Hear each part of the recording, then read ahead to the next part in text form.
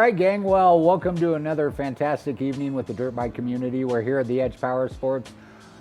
We did a lot of little short videos for you, just kind of doing a little, just a taste of some gear that we want to talk about. Well, now we're going to just kind of sit and have a little kind of, I guess, a fireside little chit chat about kind of the compilation of things we saw, and we're going to dive into that gear a little deeper. So we've got Brian Zabreski here. He's our parts manager and parts expert. And then we've also got Garrett Allen as well. He's definitely one of our parts experts as well. We've got a lot of racing experience between all of us. I know, Garrett, you race hard enduro, correct? Yes, sir. Fantastic. So we're going to get into some of that. And Brian, what other type of flavors of riding do you typically do? So I do a lot of the trails, a lot of the single track, a lot of hard enduro like Garrett.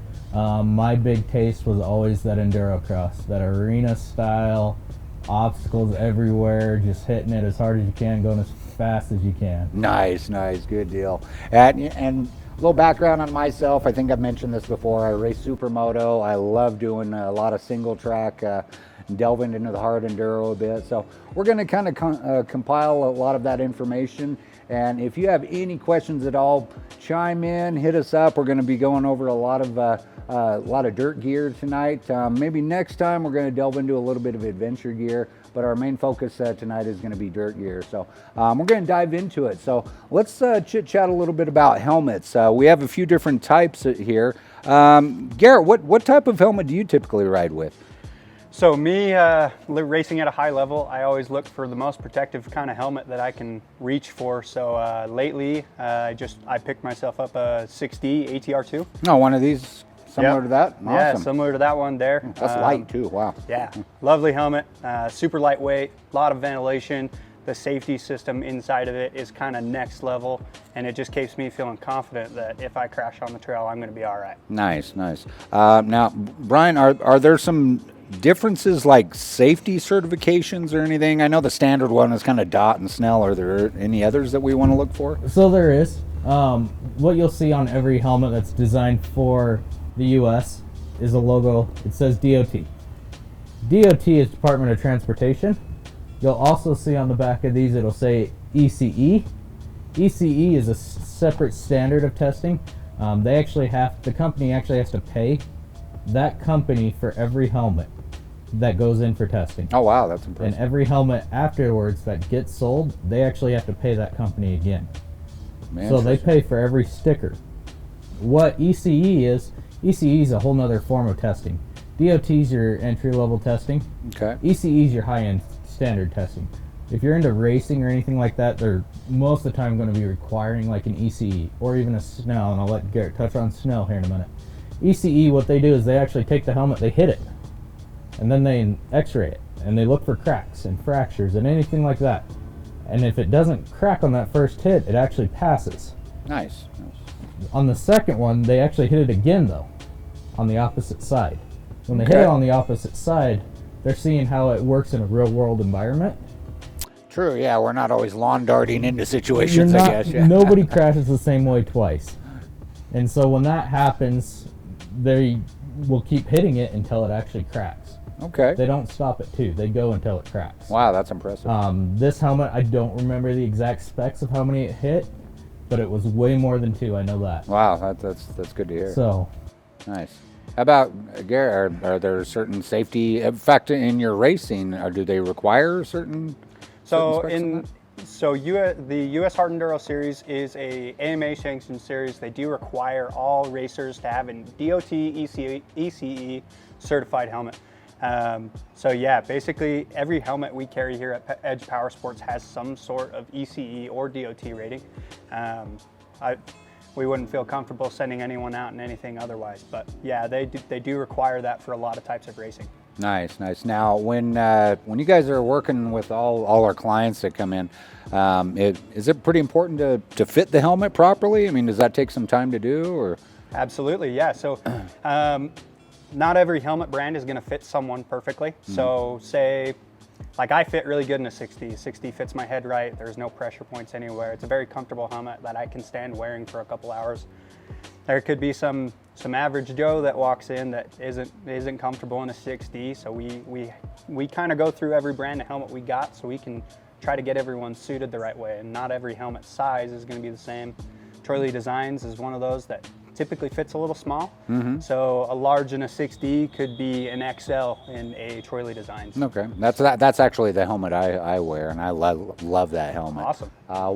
One of the things you're going to find, gang, in picking out your gear is weight. If you're out riding hard, or if you're out just doing a lot of trail riding, you don't want a big heavy lug on your head, because that's going to make you more fatigued. It's just going to wear you out more. You're not really going to enjoy wearing the helmet. So one thing I prefer is a lightweight helmet. I'm sure, Brian, you're the same way. Yeah, when I'm picking a helmet, I mean, there's a couple things that come to mind first. First one obviously is going to be the fit that we've already covered, and the safety. Beyond that, we're going to be talking about how much it weighs, how good the ventilation is, because ventilation's probably one of your most important ones. Because when you sweat, if it can't get rid of that sweat, you're going to be carrying the extra weight of all the sweat. Water weighs a lot. So this helmet's got a ton of ventilation. What 6D does that's really cool is when it does vent, because it's got 2 shells inside of it to make it one of the safest helmets on the market, all that airflow actually flows right to your head. Oh, that's got to be nice. The one downfall to that, if you're over 100 miles an hour, it is loud. Okay. That makes sense. But that tells you how much air it's actually pushing through that helmet, and you can feel it when you're sitting there, when you're riding. You can feel all that airflow flowing right by you. But weight is one of the important ones. One of the things I like to tell people is, can you wear this helmet for 8 hours in one day? You wouldn't think, it's a 5-pound helmet. Can't weigh that much for a full day. Sure, yeah. 5 pounds turns into 30 pounds at the end of the day. Yeah, one of my biggest nightmare situations is I actually had a helmet that was a little too small for me, and I was actually chewing gum while I was on my ride, and it gave me a migraine headache just because it was pressing into my temple. So things like that, fit's pretty important, gang. Now I am seeing a different style helmet here with a visor. Is that more of an adventure style helmet? Yeah, so we'll touch on that, like you said, in a later segment that we were going to do. So the off-road kind of was what we're focusing on now. But yeah, so this is an adventure style helmet. Kind of big features with this that's going to be a little bit different than a dirt helmet. You'll see on the visor on the dirt helmet, there's not as much empty open space on that. Okay. The reason for that being is street adventure riders, those guys are going to be going 80, sometimes 90 miles an hour, like for hours on end. Sure, yeah. And with a regular dirt bike helmet, that airflow is just going to catch that visor and feel like it's pulling your head up the whole time. Nice. And on an adventure helmet, 8 hours, that's pretty uncomfortable to go through, to sit there and have to hold your head forward. So pretty much every standard adventure helmet's going to come with this. This is the Bell MX9 Adventure, branded by Husqvarna. So this is a really good one. They're going to have a lot of the same safety ratings, DOT, ECE, that sort of stuff. They have a visor on the front end. So instead of wearing a regular standard set of motocross goggles like these Oakley air brakes over here, these are they're a little more comfortable to wear for a long period of time, because you're not going to have those goggles sitting on your face and kind of accumulate sweat, soak them into them. With just a regular visor, you can flip it up or down at any time and get some ventilation going to your face a little more. Cool, good deal. Now, I am seeing the visor on there. Are there options in like tinted visors or transition visors? Or? Absolutely, yeah. So with the Bell MX9, they come standard with a clear visor.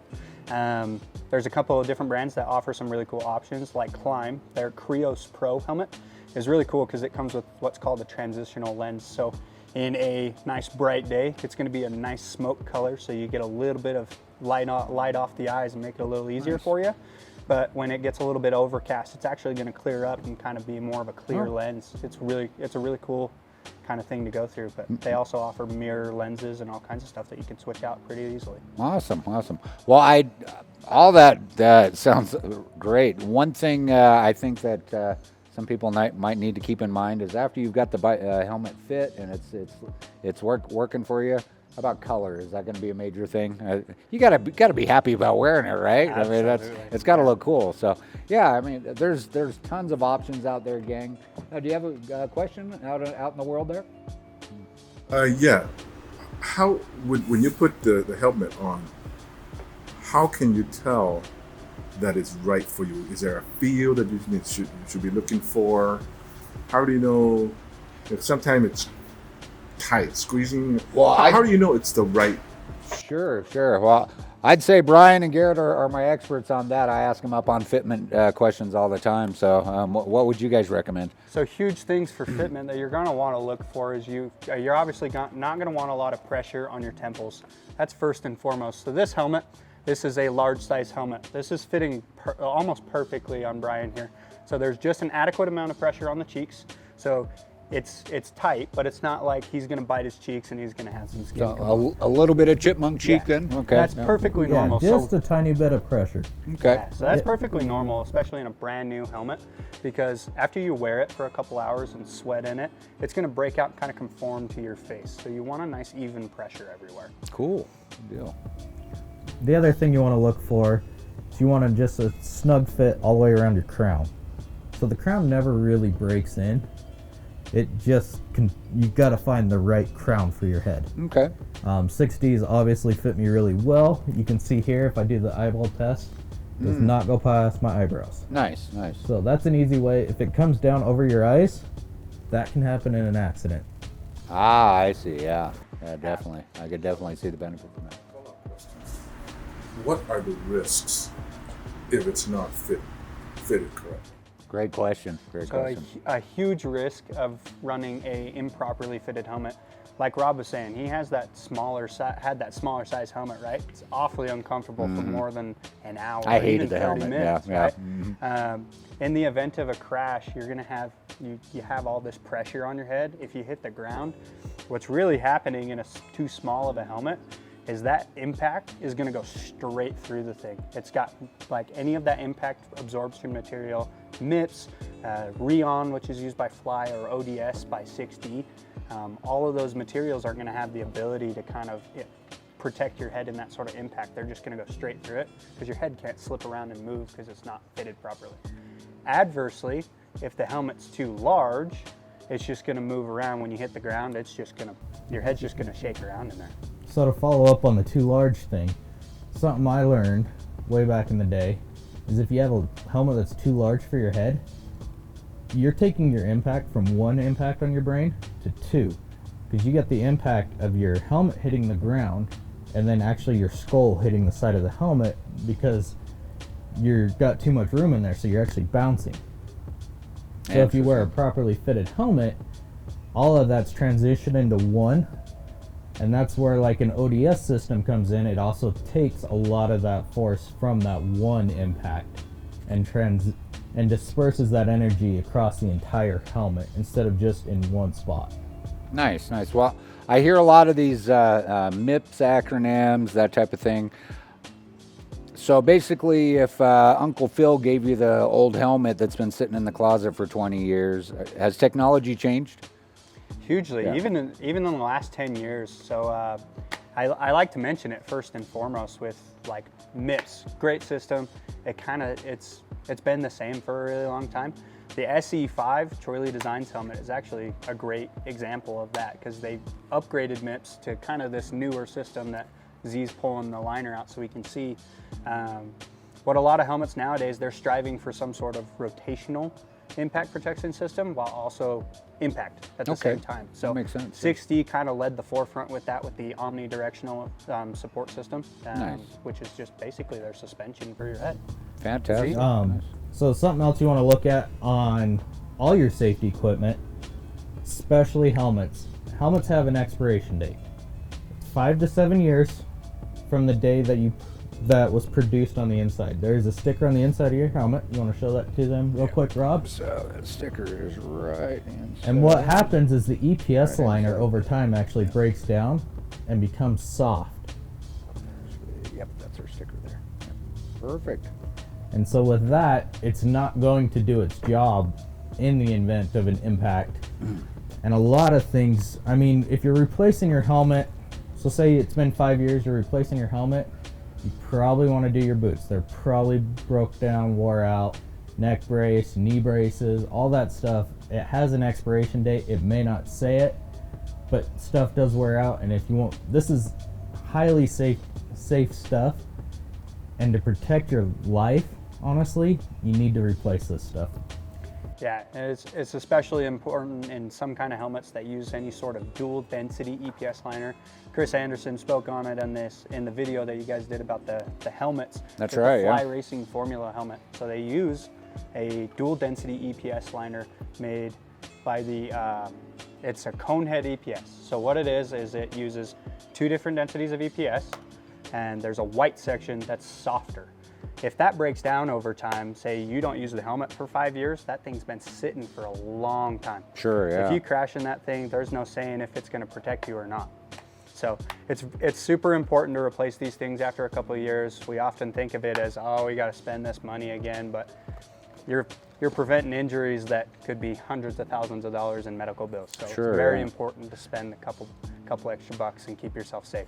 Well, I always kind of looked at it. Do I have a $600 head or do I have a $50 head? So that's Exactly. that's kind of drives my price point there. Question? Yep. So is there grading systems on safeties and qualities on the helmets? So yes, and that's all done through the DOT, ECE, and SNEL. So that is technically the grading system, but a lot of helmets fall into that grading system. What you're gonna see with helmets like this guy here, and some other ones, is there's 3 things shells are made out of. There's gonna be a polycarbonate, which is your entry-level stuff, and then you're gonna move into your fiberglass and your carbon fiber. So this one here is a fiberglass shell. It's a harder outer, so they can run a softer EPS liner, whereas a polycarbonate is a soft shell, so they actually have to run a really hard EPS liner. And carbon fiber is also a very hard shell, so it can run the multi-density liners. Okay. You want to touch on the other safety? Yeah, so like Brian's saying, everything's coming from ECE, DOT. All of those companies are looking for those safety ratings. What's really important with running fiberglass or carbon fiber is the strength that you can get in the jaw. You can run a much softer kind of foam or break it up and kind of split the shell apart. What a lot of companies are doing is instead of injecting a shell on these high-end helmets in one go, they're injecting them in pieces. So it allows them to break up and be a lot softer and more of a flexible helmet. Interesting. The 60 is one of the best at Wow. that. If you look at the inside of the helmet, there's just this nice split that goes right down the jawline, so you can kind of see that kind of stuff. Nice. Criteria a person looked at as he looking to buy a helmet that he needs to take a look at, as far as what are those criteria should he be asking? Sure. Yeah. I mean, I kind of have dual purpose riding, so I run with my same helmet on the Supermoto track as I do single track and more enduro riding.